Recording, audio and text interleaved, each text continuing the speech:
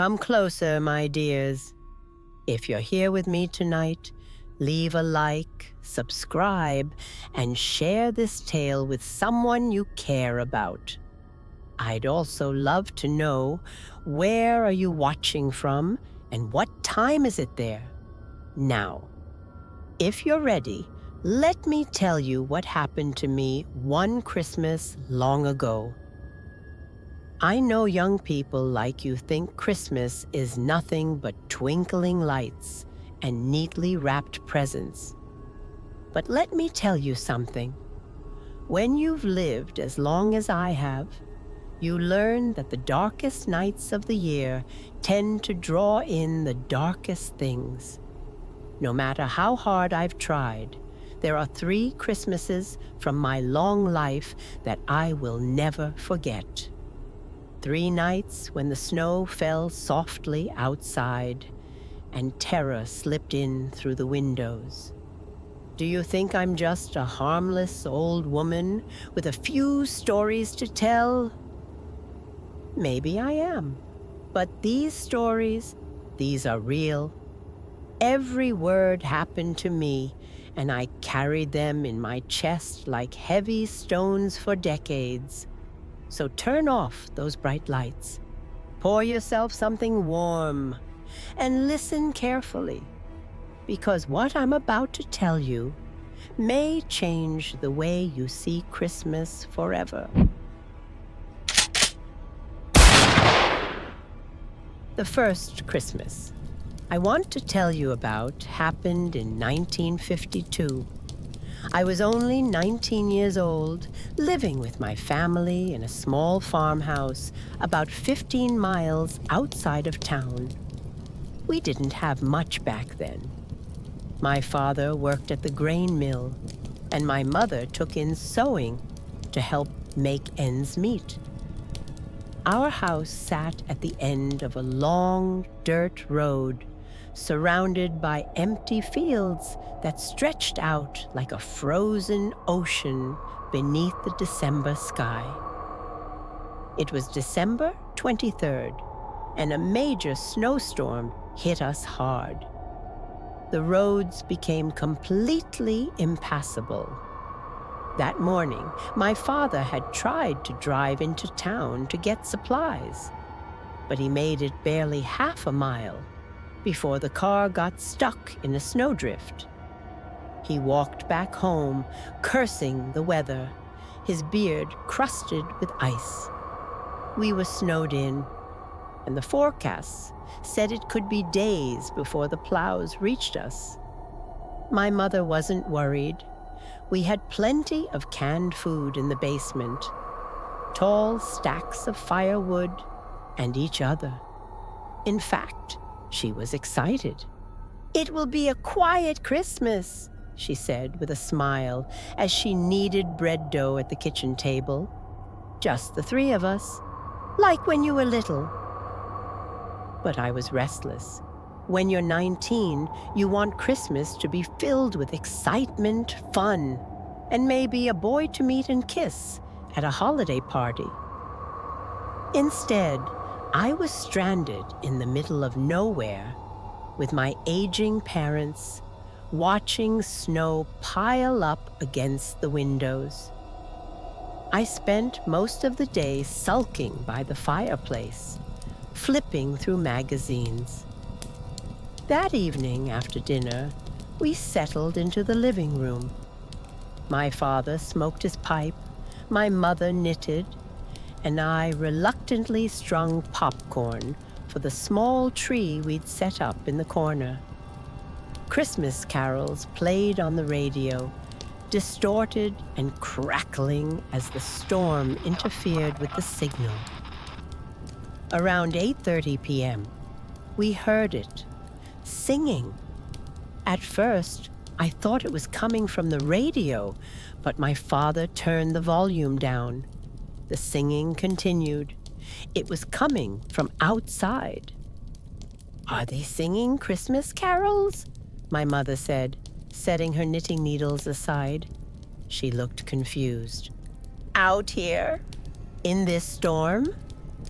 My father stood up and walked to the window, pulling back the curtain.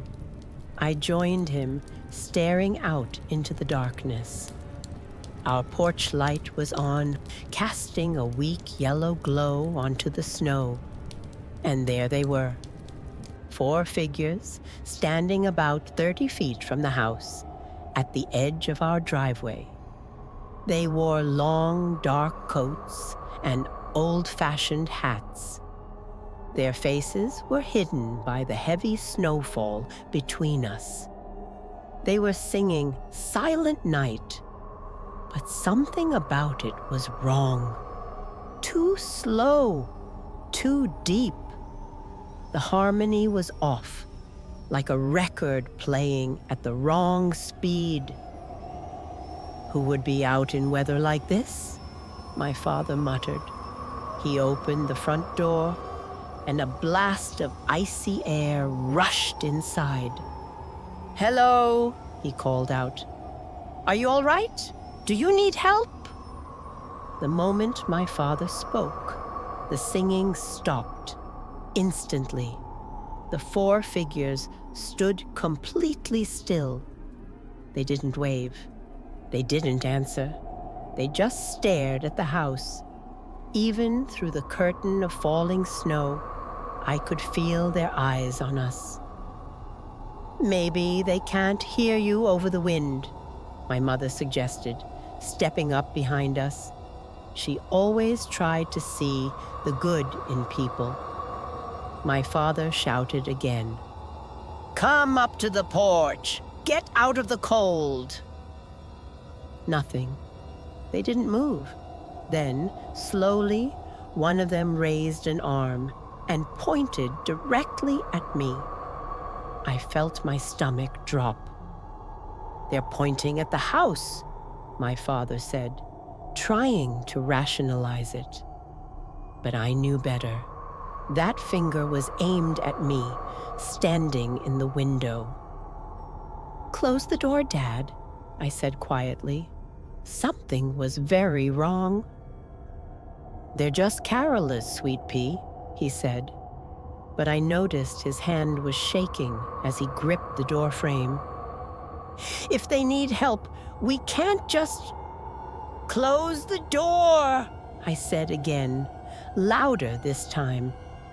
My father hesitated, then slowly shut the door and locked it. We all stood there in the hallway, listening. The wind howled, the house creaked, and then the singing started again. But this time, it wasn't Silent Night. I couldn't make out the words. It wasn't English. It sounded guttural, almost like chanting. The melody was harsh and repetitive, drilling into my skull. "That's not Christmas music," my mother whispered. Her face had gone pale. My father moved quickly. He went to the closet and pulled out his shotgun, the one he used for hunting deer.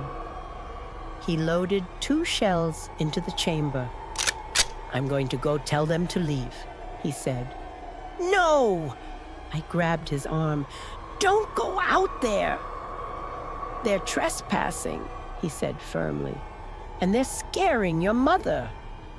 Before I could argue, he unlocked the door and stepped out onto the porch, shotgun in hand. My mother and I pressed ourselves against the window, watching. The 4 figures were still standing in the same spot. The chanting continued, rising and falling like a sick lullaby. My father raised the shotgun into the air and fired a warning shot. The crack of the gunshot echoed across the empty fields. "Get off my property!" he yelled. "Now!" The chanting stopped. One of the figures, the one who had pointed at me, took a step forward. Then another. They were walking toward the house, not running, just walking, slow and deliberate, crunching through the deep snow. I said leave! My father fired another shot into the air. It didn't stop. My father lowered the gun, aiming it directly at the lead figure. I will shoot you, he warned. His voice was shaking now. The figure stopped about 10 feet from the porch. The snow was falling so thick, I still couldn't see their face clearly, but I could see that they were tall, impossibly tall, at least 7 feet. And their coat wasn't just dark, it was tattered, hanging off their frame like rotting fabric. Who are you? My father demanded. The figure tilted its head to the side, too far to the side, like a bird examining prey. Then it spoke. We've come for the girl. The voice was wrong. It sounded like 3 people speaking at once, overlapping and echoing. My mother screamed. My father pulled the trigger. The shotgun blast hit the figure square in the chest. I saw the impact, saw the snow around it spray red. The figure staggered backward, then stopped. It looked down at its chest, where the wound should have been, then looked back up at my father, and it laughed. It was the most horrible sound I'd ever heard. A wet, rattling laugh that made my teeth ache. My father stumbled backward, nearly falling off the porch steps. He fumbled to reload the gun. The other 3 figures began walking forward now, too. They moved in perfect synchronization, like puppets on strings. Get inside, I screamed. My father turned and ran back into the house. I slammed the door shut behind him and locked it. My mother was sobbing, backing away toward the kitchen. What are they? She cried. What do they want? We heard footsteps on the porch. Heavy, deliberate footsteps. Then the sound of something dragging across the wooden planks. My father grabbed my arm and pulled me away from the door. Upstairs, he hissed. Both of you, now. We ran up the narrow staircase to the 2nd floor. My father pushed us into my bedroom and shut the door. He wedged a chair under the handle, then went to the window and looked out. Can you see them? I whispered. They're surrounding the house, he said, his voice hollow. I looked out the window on the other side of the room. He was right. I could see dark shapes moving through the snow, circling the house like wolves. There were more than 4 now. I counted 6, then 8. They were multiplying. The chanting started again, but now it was coming from all sides. It was so loud, it felt like the walls were vibrating. My mother covered her ears and sank to the floor, rocking back and forth. Make it stop, she begged. Please make it stop. Then we heard the sound of breaking glass downstairs. They were coming in. My father checked the shotgun. He had 4 shells left. Stay here, he said. No matter what you hear, do not open this door. Dad, please don't. I love you, sweet pea, he said. And then he was gone, pulling the chair away and slipping out into the hallway. I heard his footsteps on the stairs. I heard him shout a warning. Then I heard the shotgun fire once, twice, 3 times. Then silence. If your heart is pounding right now, press like you're not alone.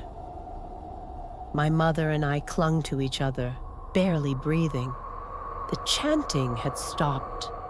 The house was eerily quiet, except for the wind rattling the windows. "Dad," I called out softly. No answer. Then we heard footsteps on the stairs again. Slow, heavy, coming up. "Daddy," I said louder, praying it was him. The footsteps stopped outside the bedroom door. The handle turned slowly. The door was still locked, but it began to shake, as if something was throwing itself against it from the other side. My mother and I screamed. We backed into the corner of the room, as far from the door as we could get. The door shook harder, the wood splintering. Then it stopped. We waited, trembling, and then we heard it. My father's voice. "Girls, open the door. It's safe now." But it wasn't his voice. Not really. It was his words, his tone, but underneath it was that same layered, echoing quality the figure outside had. "Don't open it," my mother whispered. "That's not him." "Open the door," the voice said again, more insistent. "Please, I'm hurt. I need help." Tears were streaming down my face. Every instinct in me wanted to believe it was my father, that he was okay, that this nightmare was over. But I knew better. We didn't open the door. We sat there, huddled together, as the thing on the other side kept talking in my father's stolen voice, kept begging us to let it in. This went on for hours. At some point, I must have passed out from sheer terror, because when I woke up, it was morning. Sunlight was streaming through the window. The storm had passed. The house was silent. My mother was asleep next to me, her face streaked with dried tears. I stood up on shaky legs and went to the door. I pressed my ear against it. Nothing. I slowly turned the handle and opened it a crack. The hallway was empty. I walked to the top of the stairs and looked down. The front door was wide open. Snow drifted into the entryway. I went downstairs, my heart pounding. The living room was destroyed. Furniture overturned, curtains torn down. And there, in the middle of the floor, was my father's shotgun. But my father was gone. We never found him. When the roads cleared and the sheriff came out, they searched for days. No footprints leading away from the house. No blood, no body. It was as if he had simply vanished. My mother and I told them about the carolers, but they didn't believe us. They said it was the stress of the storm, that we'd been seeing things. We moved into town after that. My mother never spoke about that night again. She died 10 years later, and I think part of her had died that Christmas Eve in 1952. As for me, I never forgot. And every Christmas, when I hear carolers singing outside, I make sure my doors are locked, because I know what can be hiding in the dark, wearing a familiar face and singing songs that were never meant for human ears. Now, the second Christmas I need to tell you about happened much later, in 1978. By then, I was married to a good man named Robert, and we had 2 children. Tommy was 8, and little Sarah was just 5. We lived in a nice 2-story house in the suburbs, the kind with white fences, where neighbors waved while mowing their lawns. Life was good, normal, safe, or so I thought. Robert worked as an accountant, and December was always his busiest month. Companies needed to close their books before the new year, which meant 12-hour days at the office. That year was worse than usual. He left before the children woke up and came home after they were asleep. I understood. We needed the money, especially with Christmas approaching. But it meant that for most of December, I was essentially a single parent. The children, like all children, were excited for Christmas. They had written their letters to Santa and left them by the fireplace with cookies. The whole routine completed. Tommy wanted a bicycle, and Sarah wanted a porcelain doll she'd seen in the Sears catalog. I had already bought both gifts, wrapped them, and hidden them away in the attic. My children's happiness always came first. The first package arrived on December 22nd. I was in the kitchen preparing lunch when I heard the doorbell ring. I wiped my hands on my apron and went to answer it. There was no one there. But on the porch, right in front of the door, sat a large box wrapped in brown paper. It was about the size of a microwave and tied with white string. There was no return address, no shipping label, just my name written on top in black marker, Margaret Walsh. I scanned the street from end to end. The mail truck was already gone. There was no delivery van in sight. Whoever had left it had done so quietly. I carried the box inside and set it on the kitchen table. It was surprisingly light, almost empty feeling. I gave it a gentle shake. Something inside shifted, making a soft, muffled sound. The children came running in from the living room. "Is it a present?" Tommy asked, his eyes wide. "I don't know, sweetheart," I said honestly. "It doesn't say who it's from." "Maybe it's from Grandma," Sarah suggested. My mother-in-law sometimes sent packages, though she usually called first. "Maybe," I said it, but there was something about the box that made the hair on my arms stand up. I took a pair of scissors and cut the string. The brown paper fell away, revealing a plain cardboard box underneath. No markings, no tape, just folded flaps. I hesitated.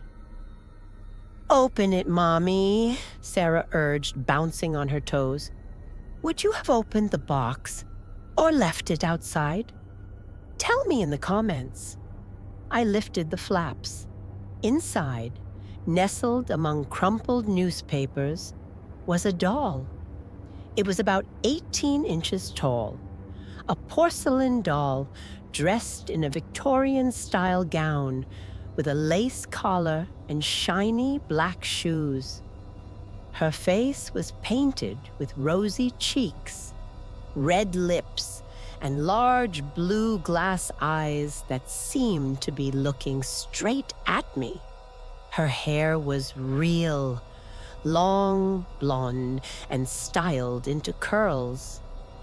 "Oh, she's beautiful," Sarah gasped, reaching for it. "Can I have her? Is she mine?" "Wait, honey," I said, pulling the doll out carefully. There was something off about it. The expression on its face wasn't quite right.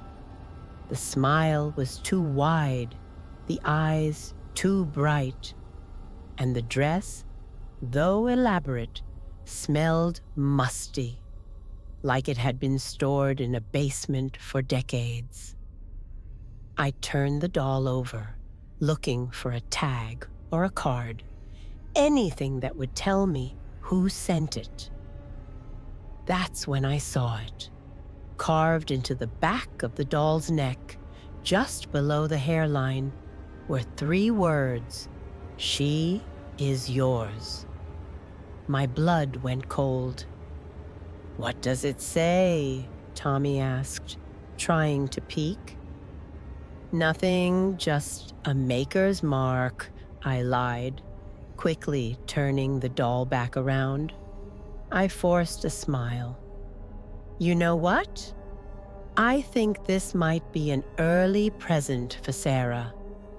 Why don't we put her under the tree until Christmas morning?" Sarah pouted, but didn't argue.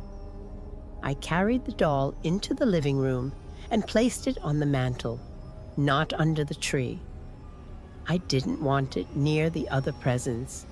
I didn't want it in the house at all, honestly. But I didn't want to upset the children. That night, after I'd tucked the kids into bed, I sat in the living room staring at the doll. Robert still wasn't home.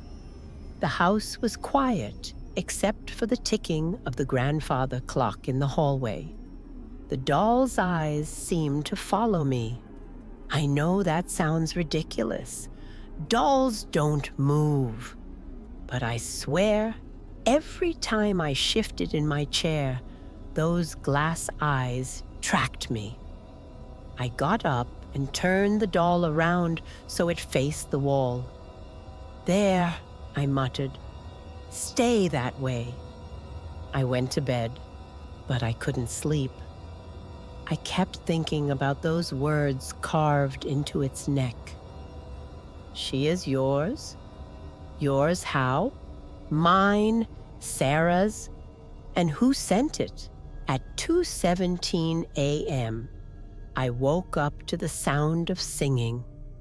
I sat bolt upright in bed, my heart hammering. It was a child's voice, high and sweet, singing Silent Night. But the words were wrong. Silent night, holy night, all is dark, all is blight. Mother and child, alone in the house, nothing can save them, quiet as a mouse. I threw off the covers and ran into the hallway. The singing was coming from downstairs. I flew down the staircase and into the living room. The doll was on the floor in the middle of the room, sitting upright, facing me. I know I had left it on the mantel.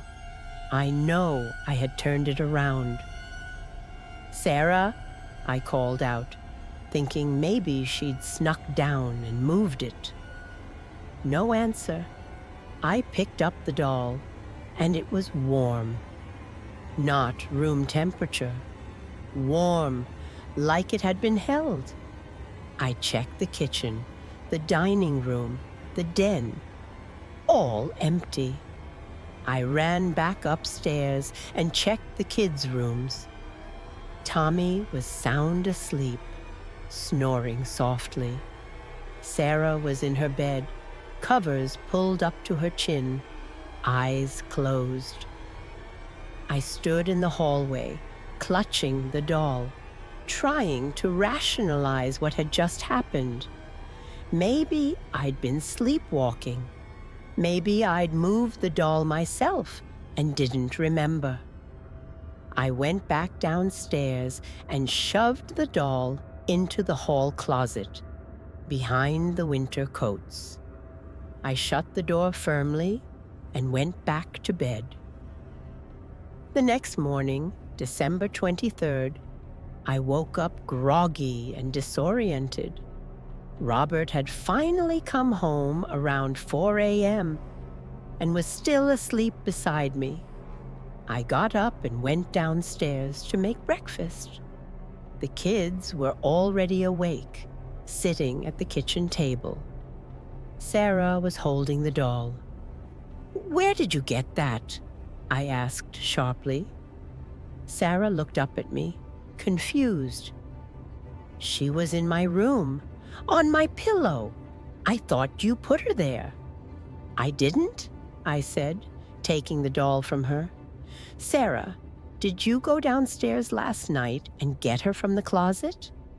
"No, Mommy," Sarah said, her lower lip trembling. "I was sleeping." I looked at Tommy. He shook his head. "I didn't touch it. That doll is creepy."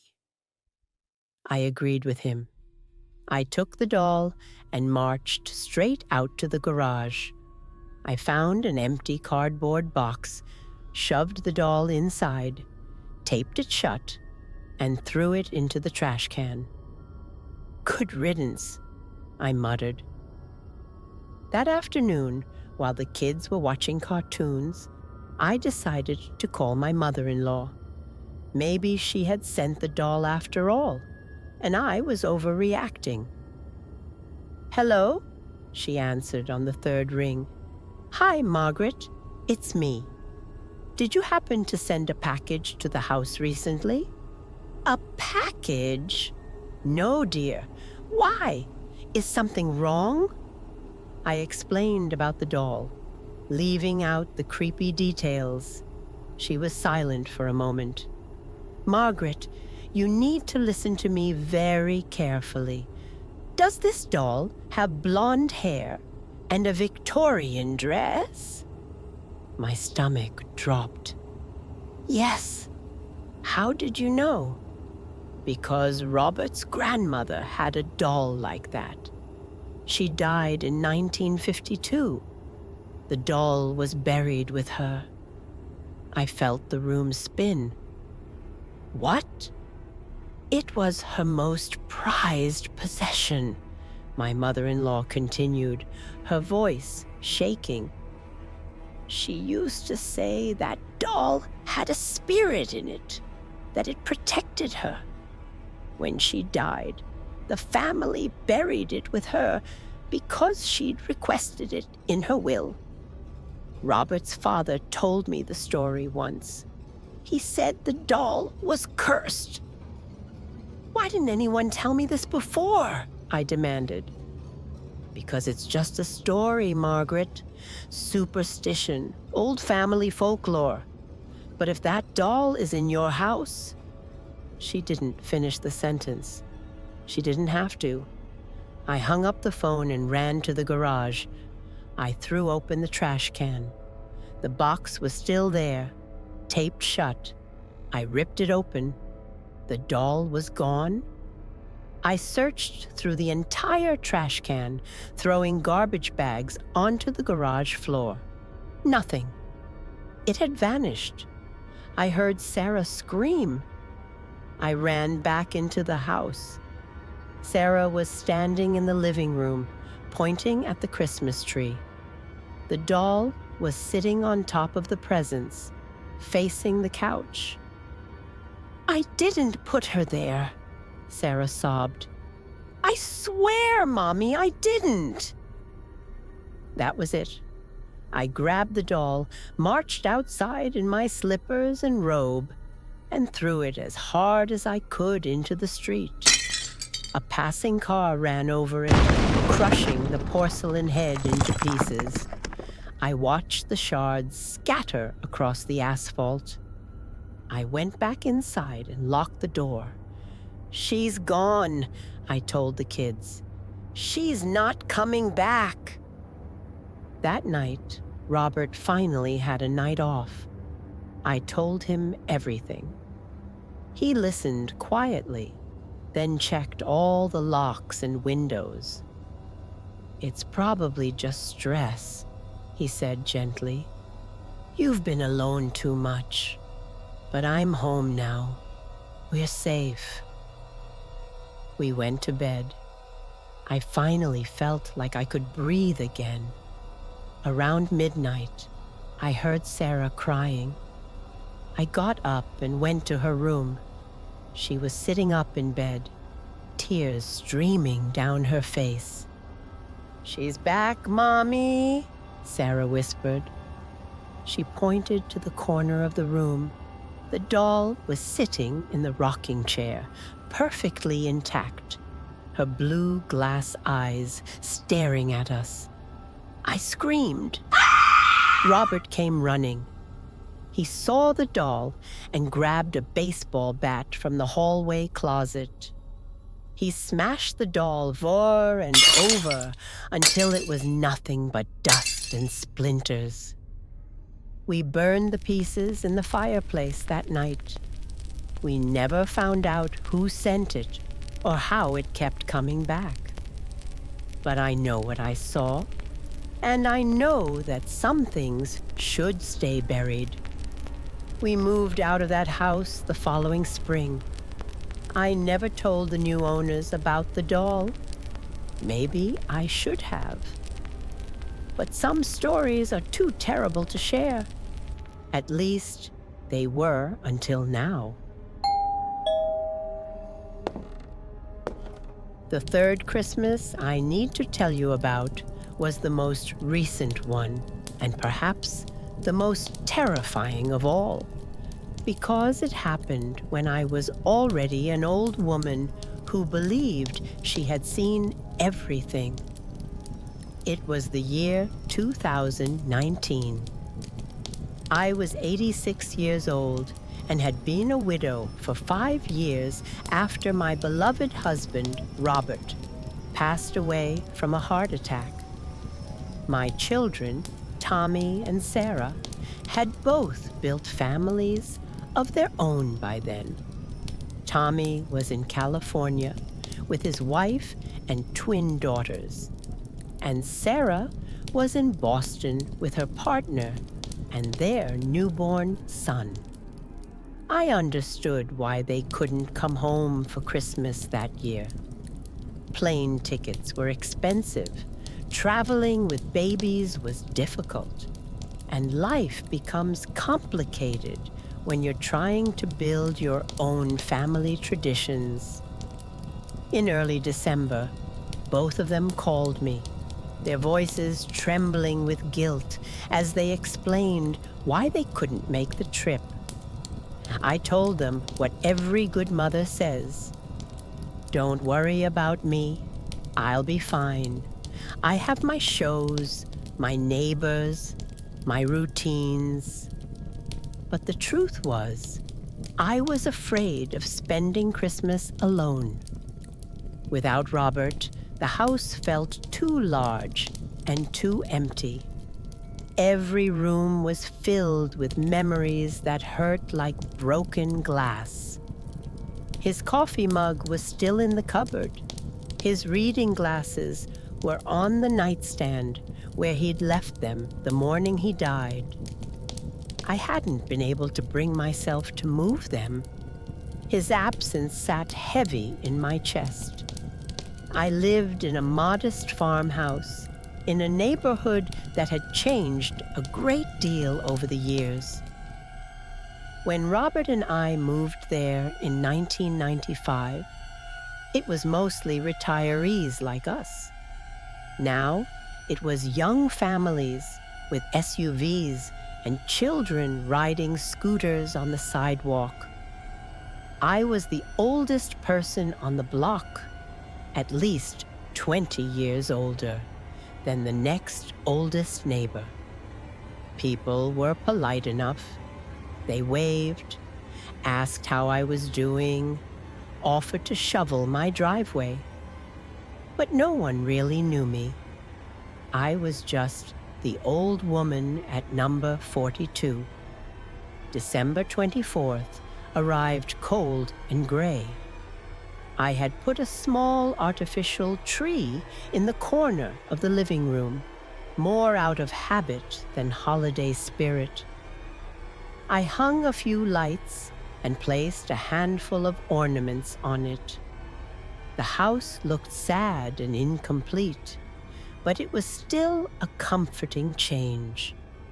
I had bought a small ham for dinner and had a bottle of wine Sarah had sent me for my birthday. I planned to watch Christmas movies, maybe call the children later in the evening, and try not to think about how quiet the house was. Around 6 o'clock, as I was in the kitchen preparing my Christmas Eve dinner, I noticed something strange. There was a car parked across the street that I had never seen before. It was a dark blue, older model sedan with tinted windows. It had been there since I woke up that morning. I'd noticed it when I went out to get the newspaper, and 10 hours later, it was still there. I stood at the kitchen window, watching. The engine wasn't running. No lights were on inside. It just sat there, perfectly still. Maybe someone was visiting the Hendersons across the street, I told myself. Maybe it broke down, and the owner would be back tomorrow to tow it. I tried to push the uneasiness away and went back to preparing dinner. At 7:30 p.m., my doorbell rang. I wasn't expecting anyone. Sarah and Tommy had both called that morning to wish me Merry Christmas. I shuffled to the front door, my hip aching the way it always did in cold weather, and looked through the peephole. There was a man standing on my porch. He looked to be in his 40s, wearing a dark winter coat and a knit cap pulled low over his forehead. He was holding a clipboard and had a friendly smile on his face. He looked professional, non-threatening, but something about him made my stomach turn. If you feel something was off about the guy, leave a like on the video. I didn't open the door. Instead, I called through it. "Can I help you?" "Good evening, ma'am," he said, his voice muffled through the wood. "I'm with the gas company. We've had reports of a leak in the neighborhood. I need to come in and check your meter and your appliances." "I didn't get any notification about this," I said. "And it's Christmas Eve. Why would you be working tonight?" "Leaks don't take holidays, ma'am," he said, chuckling. "I know it's an inconvenience, but it's for your safety. I just need 5 minutes." "Give me your ID number and the company's phone number," I said. "I want to verify this with your supervisor." His smile faltered for just a second. "Ma'am, I really need to get this done. I have 6 more houses to check tonight. Can you please just open the door?" "No," I said firmly. "Slide your identification under the door, and I'll call the company to verify." He stood there for a long moment, not moving. Then he said something that made my blood run cold. "Mrs. Walsh, I know you're alone. I know your children aren't coming this Christmas. I know you've been sitting in that house for 5 years, mourning your dead husband. Don't you want some company?" I stumbled backward from the door, my heart hammering against my ribs. How did he know my name? How did he know about Robert? "Get off my property," I said, my voice shaking. "I'm calling the police." "Go ahead and call them," he said. His voice had changed. It was no longer friendly and professional. It was flat and cold. Tell them a man rang your doorbell. Tell them you felt uncomfortable. They'll drive by, see that I'm gone, and tell you to keep your doors locked. And then you'll be alone again, waiting. I ran to the kitchen and grabbed my phone. I dialed 911 with trembling fingers. There's a man at my door trying to get into my house, I told the dispatcher. He knows personal information about me. I think he's been watching me. What's your address, ma'am? I gave it to her. Okay, I'm sending a unit now. Are you in a safe location? Are your doors locked? Yes, all the doors are locked. I have a security system. That was a lie. I didn't have a security system, but I wanted the man to hear me say it if he was still standing outside. Stay on the line with me, the dispatcher said. Officers are 3 minutes away. I walked back to the front door and looked through the peephole. He was gone. I ran to the living room window and peeked through the curtains. The blue sedan across the street was still there, and now its headlights were on. As I watched, the man walked across my front yard, down the driveway, and got into the driver's seat of the sedan. But he didn't drive away. He just sat there, the engine idling, white exhaust curling into the cold night air. The police arrived 4 minutes later. 2 officers, a man and a woman, both young. I met them at the door and pointed across the street. That's him, I said. That's the man who was at my door. He's been parked there all day. The officers walked across the street, their hands on their belts near their weapons. They approached the sedan on either side. The male officer tapped on the driver's window with his flashlight. The window rolled down slowly. I couldn't hear what they were saying, but I watched the exchange. The man was talking, gesturing casually. After about 5 minutes, the female officer walked back to my house while her partner stayed with the vehicle. Ma'am, I spoke with the gentleman, she said. His name is David Marsh. He says he's a friend of the previous owners of the house across the street. He's visiting for the holidays and parked here because their driveway was full.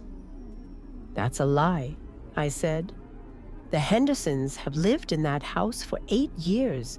They don't have guests. And why did he come to my door claiming to be from the gas company? He says he never came to your door, the officer said gently. He says he's been sitting in his car all evening listening to a podcast. He doesn't even know which house is yours. That's not true, I insisted. He was standing right here. He knew my name. He knew about my husband. The officer looked at me with that expression I'd seen before, the one that said, "Poor old lady, confused and scared." Ma'am, is there anyone we can call to come stay with you tonight? Your children, maybe. My children live across the country, I said, feeling my face flush with anger and embarrassment. I'm not confused. I know what I saw. I believe that you believe someone came to your door, she said carefully, but Mr. Marsh's story checks out. We ran his license. He has no criminal record, and he's cooperating fully. We can't arrest someone for parking on a public street. Fine, I said. Thank you for coming. I closed the door before they could see the tears forming in my eyes.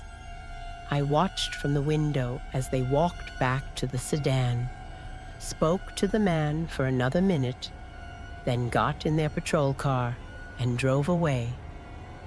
The sedan's headlights turned off. He was staying.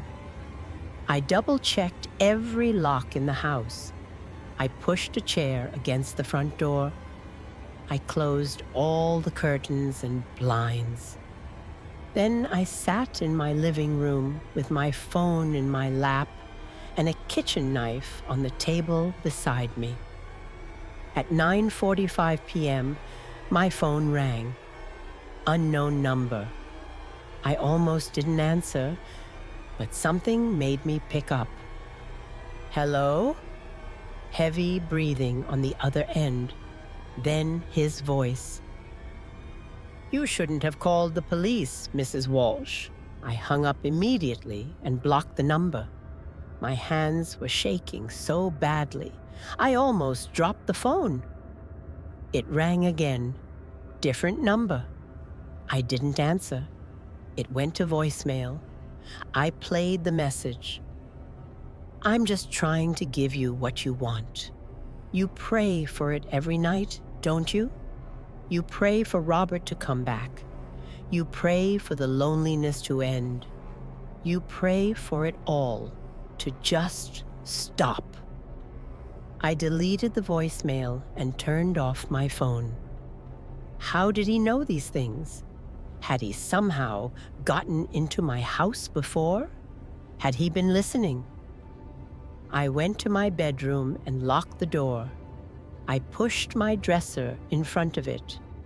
I knew it was irrational, that if someone really wanted to hurt me, furniture wouldn't stop them. But it made me feel safer. I didn't sleep. I lay in bed, staring at the ceiling, listening to every creak and groan of the house. Around 2 a.m., I heard footsteps on my roof. Slow, deliberate footsteps, walking from one end of the house to the other, back and forth, back and forth. I called 911 again, different dispatcher. I explained about the earlier incident, about the phone calls, about the footsteps. Ma'am, we have a unit in your area. They'll do a drive-by and check your property. 10 minutes later, the doorbell rang. I looked through the peephole. It was the female officer from earlier, alone this time. Mrs. Walsh, we checked your roof and your yard. There's no one here.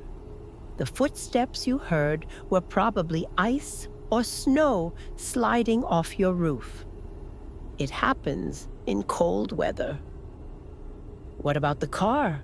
I asked through the door. Is it still there? No, ma'am. The street is empty. Mr. Marsh left hours ago. After she left, I went to the window and looked out. She was right. The sedan was gone. The street was quiet and empty, decorated with cheerful Christmas lights from all the other houses. Everything looked normal, peaceful. But I knew better.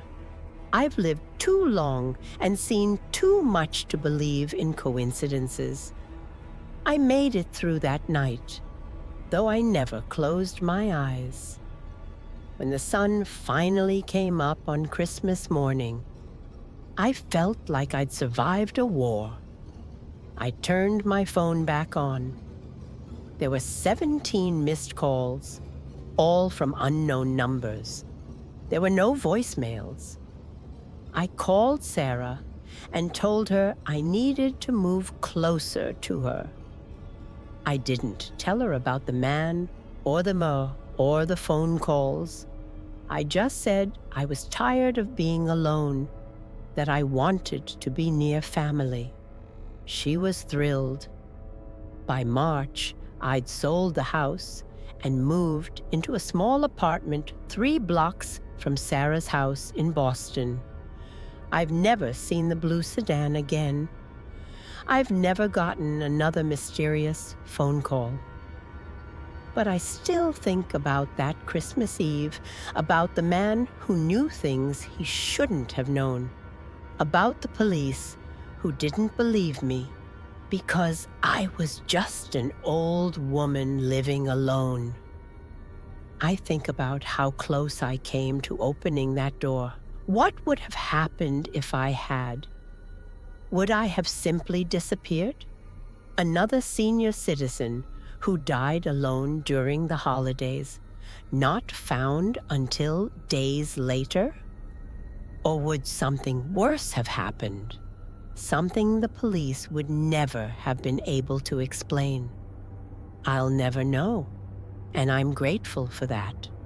What I do know is this: evil exists in the world, and it often wears a friendly face.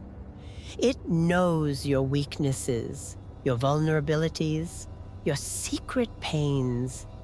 It watches and it waits, and it chooses its moments carefully.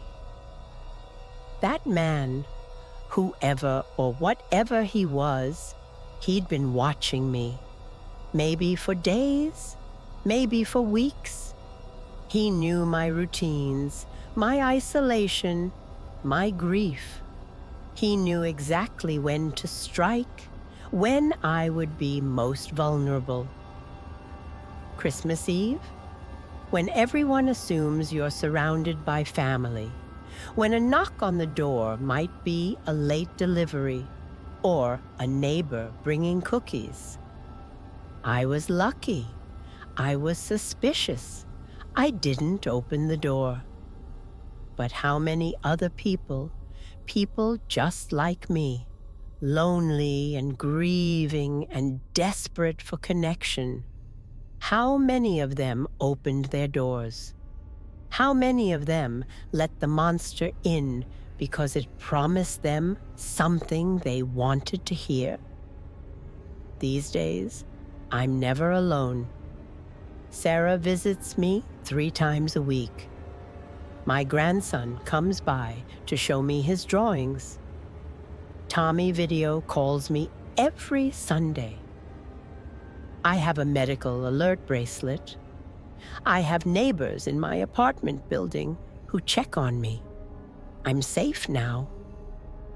But sometimes, late at night, when I'm lying in bed and the building is quiet, I hear footsteps in the hallway outside my door. Slow, deliberate footsteps that stop right outside my apartment. And I hold my breath and wait for the doorknob to turn, wait for that familiar voice to call my name through the door. It hasn't happened yet, but I know he's still out there somewhere.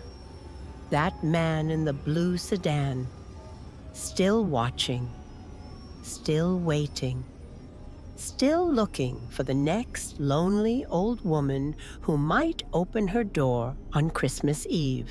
So please, I'm begging you, if you're alone this Christmas, if someone comes to your door claiming to be from the gas company or the power company or any company at all, don't open it. Don't let them know you're alone. Call someone, anyone, and stay on the phone with them. Make noise. Make them think you have people with you. Because the monsters are real. And they know exactly when you're most vulnerable. They know exactly what to say to make you trust them. And once you open that door, once you let them in, there's no going back. If these stories stayed with you, please leave a like, share your thoughts in the comments, and subscribe, so I know I wasn't alone in remembering.